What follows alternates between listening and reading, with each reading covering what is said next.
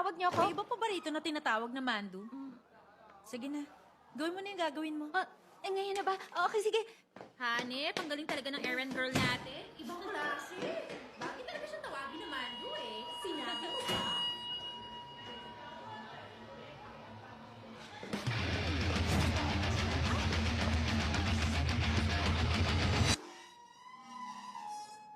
Dalawang may karne, isang may kimchi, di ba? Ate, dalawang dumplings sa amin. Sige na. Nauna ako sa inyo. Umalis ka nga. Ito naman. Pogi ka ba? Salamat, ate. Dalawang may karne, Isang isang... may kimchi. Oo. Salamat. O ano sa inyo?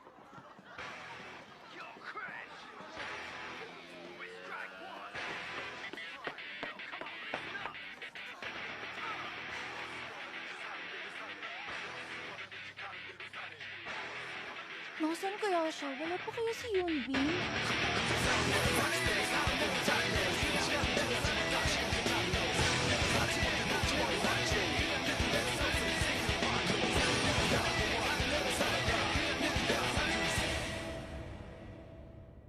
Hello.